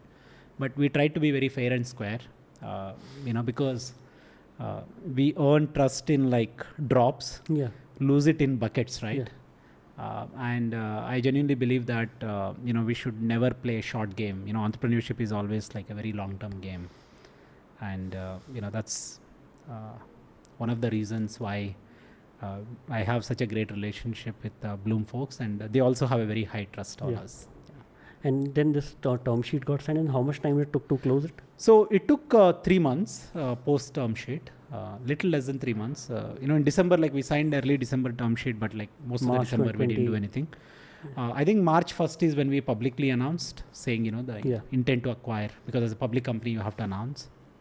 Then we had like small compliance things to be taken care for next 10 to 15 days. So I think 16th March is when we joined them.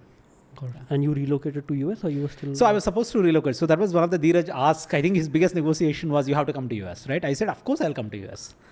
And then I was getting married in Feb 2019. So I said, look, I can't come now. Let me get married. I'll come. Then I said, look, I just got married. Give me some time. He was like, okay, fine. By March 2020, I was supposed to relocate. So we started my visa processing. They gave me US offer. We started visa processing. Then COVID happened, and I was like super thankful that I don't need to go to relocate to US. And then obviously Dheeraj left Nutanix, and I still stayed for a year after he left. I think a little more than a year after he left, and because it was a really good company. It was a super high ambitious company. They really wanted to build a great alternative technology to public cloud at every layer, right? At a storage layer, at a compute layer, at network layer, at database layer, at a file system layer, at containers layer, and all. And it was fun. So I had a lot of good learning. So I spent 4 years with them. So I was a GM for fairly good business unit. So initially I was running the same thing. Then they asked me to take over network microsegmentation business, and then I took the entire networking business. So Dheeraj always had a very ambitious targets for people, and he had a very high ambition for the company also, right? He really wanted to build this like really big company, and he had, just like most founders have that vision that we can actually play 10x game. So when it was like a $10 billion company, he always used to tell me, at least, and like a lot of other people in the company as well, we can actually turn this into a $100 billion company, right? But this was his first company. He had a great success. He took the company IPO, built a great revenue. But always like people will think this is the biggest job that founder ever had, right? So they will still think this founder is probably like overplaying his hand or whatever. For whatever reasons, I think Dheeraj basically thought he wanted to leave.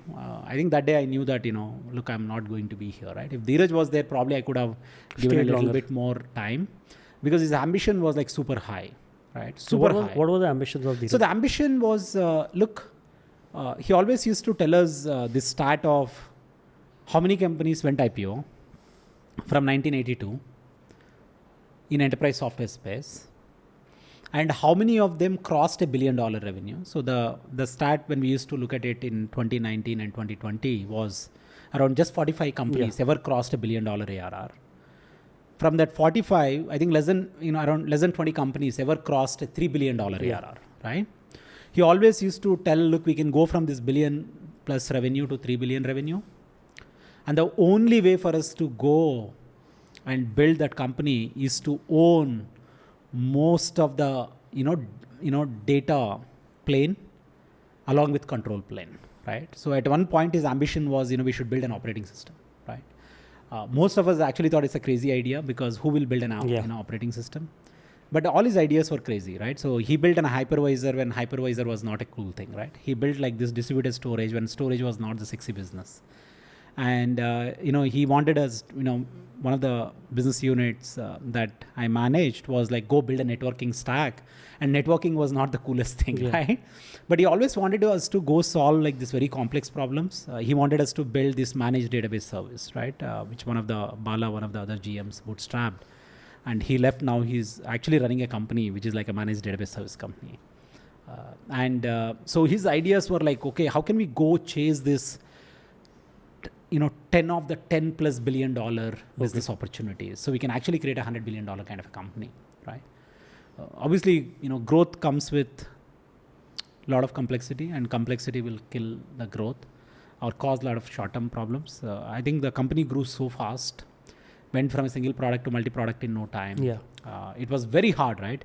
A lot of business model transitions. They used to sell hardware plus software, dropped the hardware, went to software. From software, they went into subscription. So that change was causing like a lot of challenges on go-to-market side. On product side, you went from a single product suddenly to like 10 products, which will cause portfolio havoc, packaging issues, pricing issues, sales incentive issues, customer support issues, and whatnot. But the ambition was super high, And what was your last day in Nutanix? So I was there till early last year. Even after the new CEO Rajiv Ramaswamy came, I was there because he wanted me to, do like two things. And before I leave, so I knew that I wanted to come out and start one more company. You believe that there was one more company inside you? So I was in two minds, right? So I was basically thought, my biggest dream, right? Even when I came out of engineering, was to make 1 crore so that I can build a decent house for my parents with 20 lakhs and probably put like 20 lakhs in FD. And maybe buy like 10 acres of land with like 50 lakhs.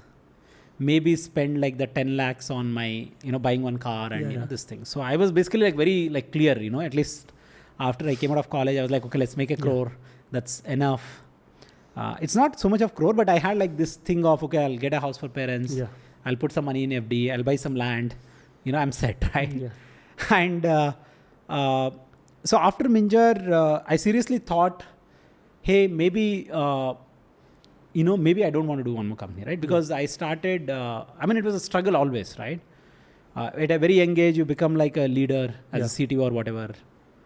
In school, the problem was like, I was a short guy, bullying problem. When you become like the youngest CTO, the engineers are like more experienced than you. Then they probably like always question you just because they feel like they had more experience than you. And then you become like youngest, CEO. Actually, I had one funny incident, in Minjar. Like one of my colleague, we used to do this annual get together. He got his parents and he introduced me to his dad, and his dad said, "Is this guy really your boss?" I know, because this guy was like, at least 12, 15 years elder to me. So I always had that challenge, right, in life, even though it was in different forms. So I thought, okay, I think I had lot of luck. So I was very fortunate. Maybe I don't need to go do one more company, right? Yeah. Maybe I will do something around social impact. Yeah. So that's how I was basically thinking. And both Sharad and Dheeraj, both of them are like had like a lot of influence. Even Sharad Sharma. So both are your active mentors. Yeah. So I mean, even though I think with Dheeraj I probably chat like more often now than with Sharad, but like in my lot of early days, even before I was successful, even before Minjar, Yeah. I used to spend a lot of time with Sharma when we were doing this NASCOM product conclave, community. Because Sharad was like one of these guys who truly believed even in 2008 and 9 that India can actually become a product nation. Okay. He truly used to think, we can build great product companies, the best of India is yet to come, all that. And he always used to tell me, you will be successful, don't be in a hurry. I used to think just because you are successful, you can't just tell everyone that you will be successful. But I was also fairly young, right? He saw something in you. Back then. Yeah, I mean, he always used to encourage entrepreneurs, right? Not just me. Like, you talk to him, he will pump up the energy, Me and Rajan of Upeko always say, Sharad can actually create a reality distortion field for you. Okay. Like it's talked about Steve Jobs. Yeah, I mean, he can actually believe, he actually told us that, doing this community work is not about this community, it is about helping our country, right?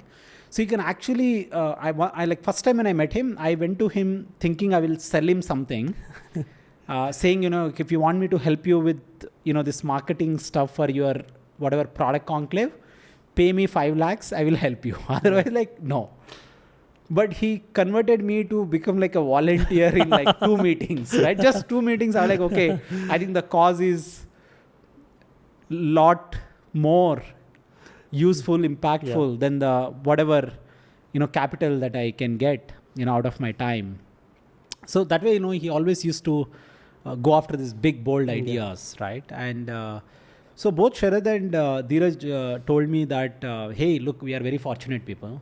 We got into tech, right? Because whatever luck or by chance, we studied engineering. We studied computer science engineering. We got into startup ecosystem. Yeah. We built some credibility and some capabilities, right? How to build product or, maybe how to do GTM. So we are like the most productive people of this country. Sharad often says, we are the like most productive people of this country. If we don't work further, if we retire early, then we are wasting all this, things that are given to us, right? We got them mostly through circumstances and luck. And our country is still poor country. And the best way to create like a lot of impact is, you go build another company, right? So Sharad always said this, right? And even Dheeraj also like, is like, look, I'm doing one more company, At 50. Yeah. And I mean, he has like a lot of this energy. And he said, of course you can do not only one more company, after that you can do one more company. And I'm also like, I mentioned this just before start of this conversation. I'm really inspired by Ashok Soota, right? I think he's not like as popular as Narayan Murthy or Nandan Lekani, etc., or even Ajim Premji in our ecosystem. But the great thing about him, he started, I think, his first company probably when he was around 60, close to 60, Mindtree, after he came out of Wipro. Then he started second company, Happiest Minds, when he was getting close to 70. And just recently he started his third company, Happiest Health. I mean, it's incredible, right? And took first 2 companies public. I mean, like both Mindtree went public and Happiest Minds went public. And it's incredible, right? And so I also felt, entrepreneurship, there are a lot of ways of creating impact because of the skills we have or we learned. Maybe entrepreneurship is one way for us to create impact. So that was actually a driver for me to think of creating one more company instead of saying, okay, I have made, whatever enough so I can retire and, So how did you choose your co-founders in the Atomicwork? So, so very interesting. So I actually pitched to Kiran multiple times to sell him like different software. So once I pitched him monitoring software, once I pitched him this load testing software, then I pitched him like bot metrics software.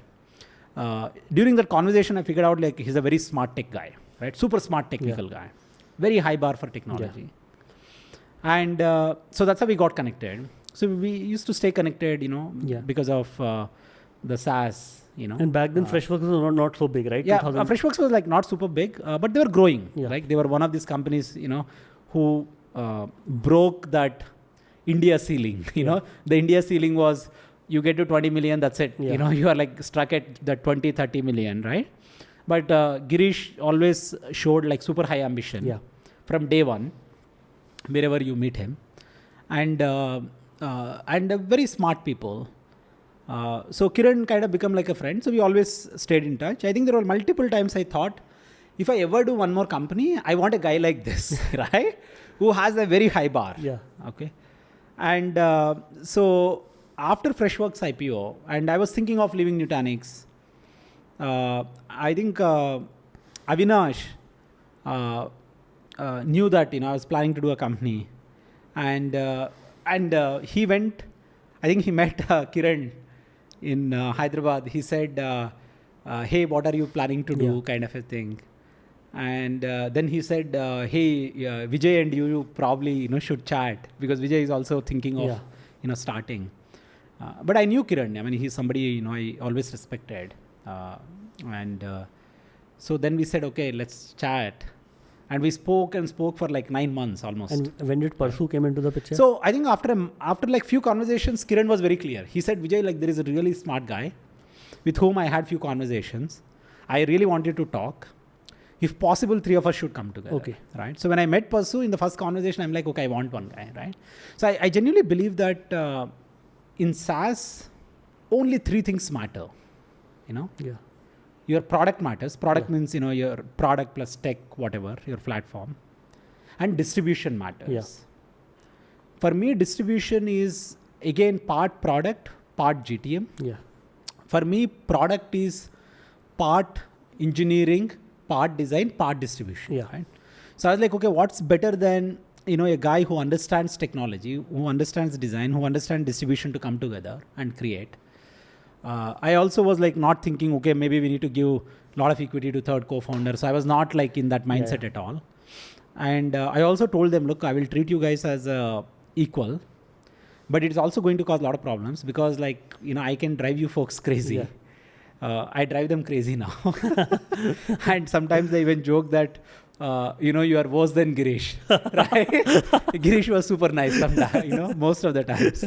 So because, but I'm super fortunate that, they're like super talented people, both of them, had much better success than me, but they still decided to come and, join in this mission together. Again, the conversation of CEO was like very clear, so Kiran was like, hey, me and Parsu were actually looking for a CEO co-founder, right?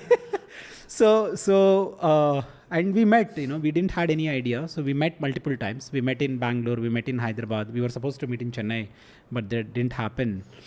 And this was all during COVID time. The second, after around second and wave. While you were still thinking of leaving Nutanix. Yeah, I know. In Nutanix, I told them that, I'm planning to leave. Just that I had to hire my replacement. Yeah. We were struggling to hire a replacement because the founder CEO left. A lot of top talent is going, so suddenly like in the market, you feel like, okay, what is this company? Got a new CEO and all. So we had a, challenge attracting like a really, really top talent, right? Because the bar in Nutanix, even when I left for hiring was like very high, right? So we had to we made an offer, some guy didn't join. We made one more offer, one more guy didn't join. So I had to stretch my last date by almost 6 months, from the day I thought.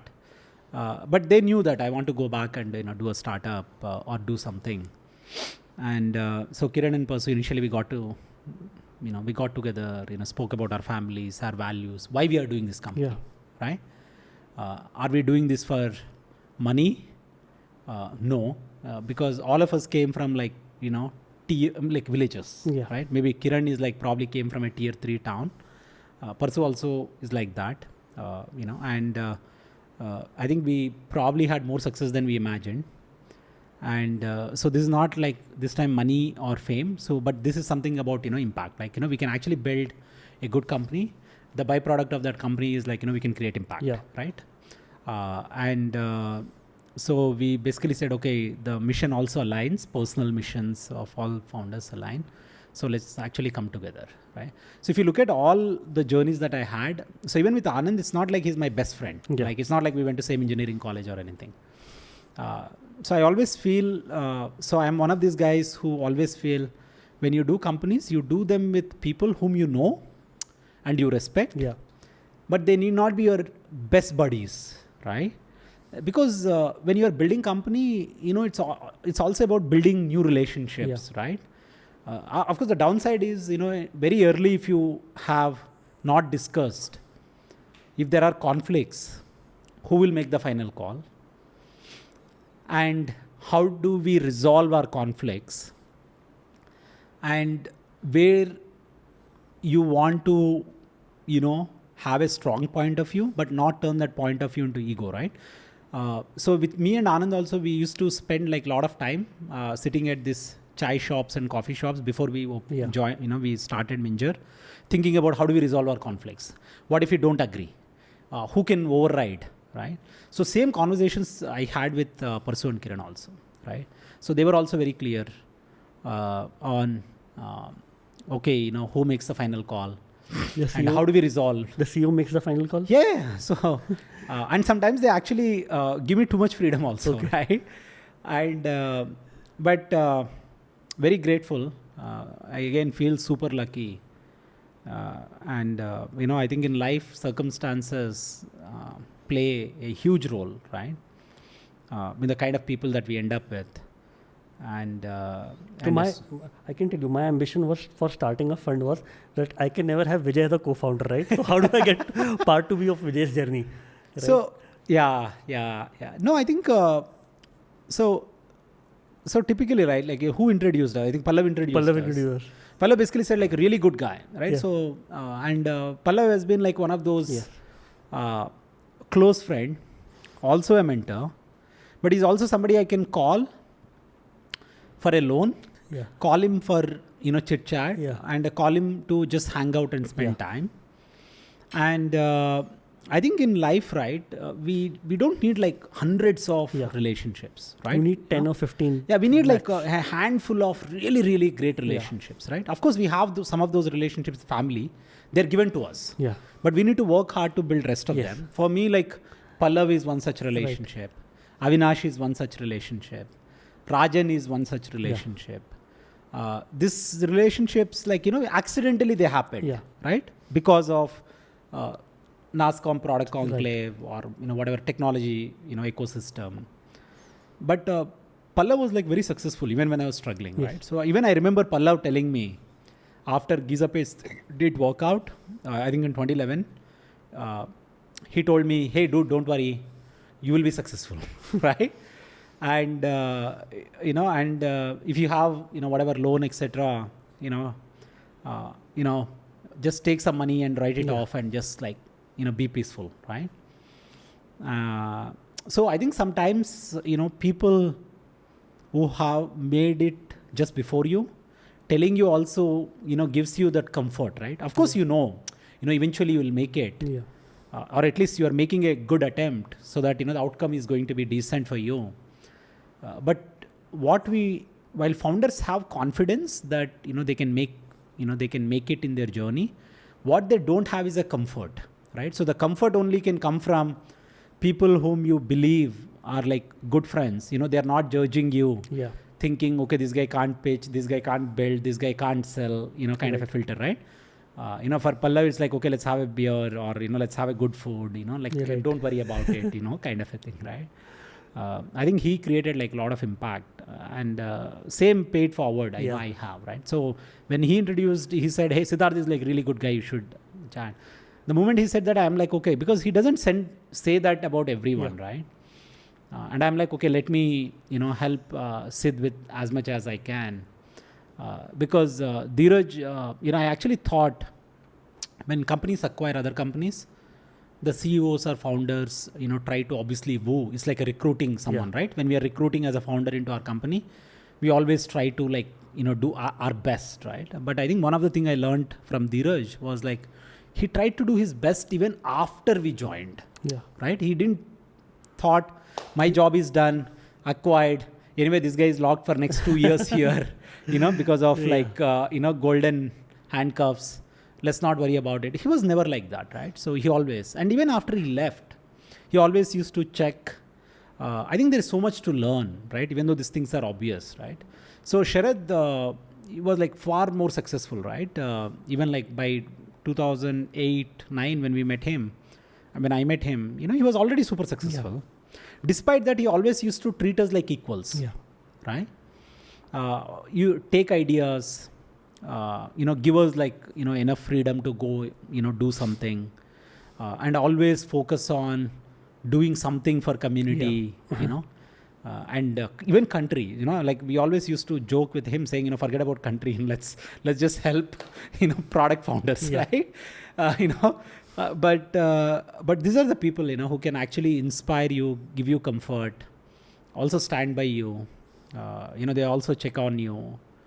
I think these are the people, who really can create like a lot of impact, for founders, in the ecosystem. I think it's also our job to do a little bit of that. If we can't do as much as people like Sharad or, Dheeraj Pandey, or even Girish, we can at least do some of it, right? So Sridhar Vembu, was like a big inspiration as well, right?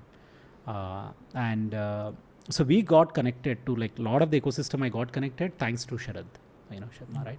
That's how I met even Pallav and, all these people, Suresh, Avinash. How did you came up with this name, Atomicwork, right? Because it's a very SaaS companies, I and Nancy joke that have very bad names. Nancy once sat down to list the entire portfolio on the website. He said, these guys don't know how to name the companies. No, I think you learn, right? So if you know, like the first company, I named it as Amigos, which is still my handle at like a lot of places. Terrible name. Okay, you think very geeky. Amigos means group of friends. N means N group of friends. When people come together, food. It's like a group of people coming together. You just like make up some theory and come up with a name. And I think you learn in the process. You basically say, look, name is the first identity you build for your company. I genuinely believe in it. I think Aparna did a great job of coming up with Minjar name. So Minjar means Cloud Festival. A lot of people used to say, who gave you that name? How did you guys come up with this name? It's such a cool name, right? It's a very short name. Domain was available. Minjar means Cloud Festival in Himachal Pradesh. In Chamba Valley, people celebrate. And for the good things that cloud god does. And here we were betting on a cloud technology, right? And it was a great name. We had a story to tell.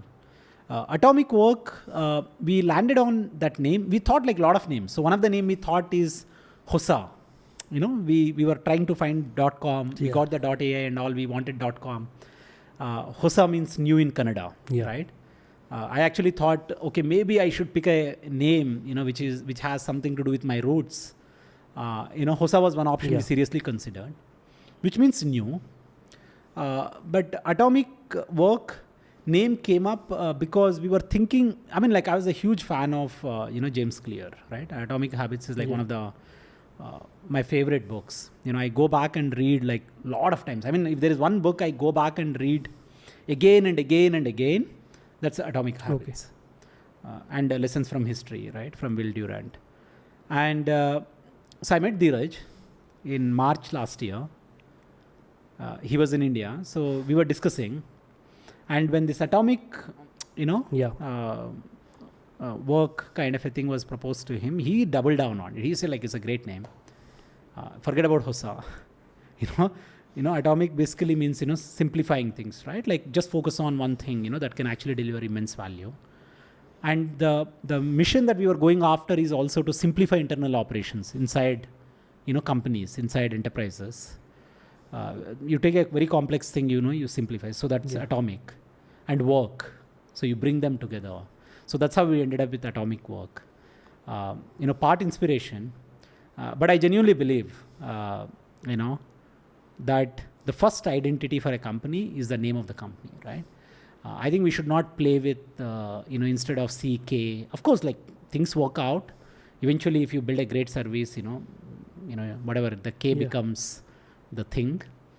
Instead of cart, it's a K-hearty, that becomes the thing, like Flipkart and whatnot. But as much as possible, think deeply about your identity, right? And we spent quite a bit of time. We bought like a lot of domains, and but I'm so thankful that we picked up that because there is a sense of purpose and mission every day. Every time I read Atomicwork, right? So everything inside the company, like the monthly get together, we call it Atomic Connect. When we go out, we call it Atomic Social, right? When we invite someone to come and talk to our team and share their learnings. Recently, Rajan came, spoke about AI. Khadim came, spoke about their lessons from the initial go-to-market. So we call it atomic learning. So there is so much we can actually do around it, right? So me and Nancy, right, we spent 6 months on naming Neon, and we said, let's go to 5 people we trust most. So you said Neon, Kshitij said Neon. I said, let's go with Neon then. Yeah. No, even I did the same. So I actually asked Dheeraj. Yeah. I think I asked Sharad. I also asked Rajan. I asked, Avinash. And obviously my co-founders, and we all liked it. And we got the .com as well, right? Atomicwork.com. We actually wanted atomic, right? Obviously a lot of people said, hey, if you go search to Google, atomic means nuclear energy. I said, look, it's not a bad thing. Of course, like nuclear become a bad thing because of whatever World War II. Yeah. But nuclear is a great thing even in a current context of climate change, and so we were okay, right? Sometimes you also have to be comfortable, as long as you strongly believe in it, right? And super excited to be building Atomicwork with a really, really great set of people. I think what you have built is the best SaaS team in India, that I can proudly say that, right? Yeah, no, we got lucky. I think all the hiring in Atomicwork was done. So we hired 2 people as founders, or maybe 3 people. So I helped hire Akash Bunchal, who used to be my previous CTO, but he was okay to come join us knowing that there is already a CTO co-founder. I actually told him, Akash, look, even a CEO co-founder might leave the company, but CTO co-founders stick along for a very long time, right? So there is no CTO for, thing for you. He said, I don't care, Kiran is a great guy. I interacted with him when we were doing Minjar. I'm okay to work for him. Yeah. So Akash helped hire most of our engineering team. Okay. Then Parsu and Kiran connected me to Ramesh Ganapati. And Ramesh helped hire most of the non-tech team. And then we hired Sai. And Sai helped hire like a lot of, few people we hired on marketing side. So I think founder's job is to hire like few really good people, because then they will help you go hire like, really, really good people, right? So for example, in marketing, when we hired Sadhana, ex-ChargeBee and then SaaS Boomi, I think a lot of people wrote to me and saying, how did you convince Sadhana to come and work for you? Join this mission, right? It's the same thing, right? These are like really, really good people. I think it's a privilege. It's a lot of luck and circumstances. But look, just because we are successful in the past doesn't mean anything. We still have to work hard. We have to earn our new success through Atomicwork. That's what I keep telling this team. While all of us had great experiences, good success, 2-3 experiences with startups, and we recently said, man, the average experience in this team is like too high.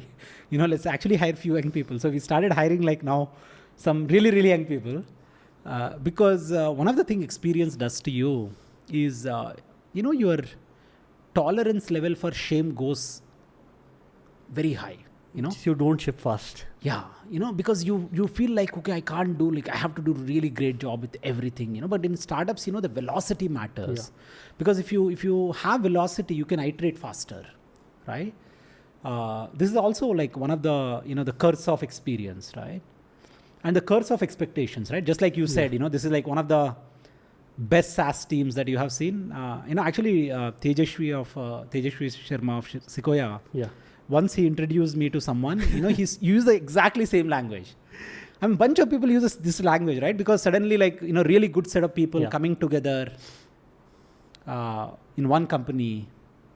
I hope like more such companies happen, and thanks to Zoho, ChargeBee, Freshworks, Kissflow, and whatnot, and Whatfix, etc. But I think it's just circumstances. We really didn't plan. We didn't create a list like saying, let's go hire this guy, then this guy, then this guy. No, I think when Girish. So we have a common group called DPC, Daru Pe Charcha. Okay. One of the longest surviving, group of like SaaS founders. It's a very small group. He messaged me saying, congratulations on fresh start, because we have so many people from Freshworks, right? But actually not so many are from Freshworks. Actually, there are like a lot of people from, Nutanix, Minjar, of course, Freshworks. And I really hope something good comes out of it. No, thank you so much, Vijay. I can proudly say, and I can only say for like 2 to 3 people, that if you were not there, Neon Fund wouldn't have been where it is. No, I think you're too kind. It would have happened. I think when you make an effort, I think things will align, right? I think luck will be in your favor when you put in your effort, and you also, play a long game. It will happen. I really hope, you can actually give opportunities to a lot of founders, right? Just like Bloom folks gave me, or Axel folks gave it to, Girish, and, etc. I think you can create a lot of impact, Thank you so much, Vijay. Thanks for this conversation, and thanks for everything that you do. Right? No, thank you. Thank you for having me, and giving me this opportunity, and really enjoyed talking to you.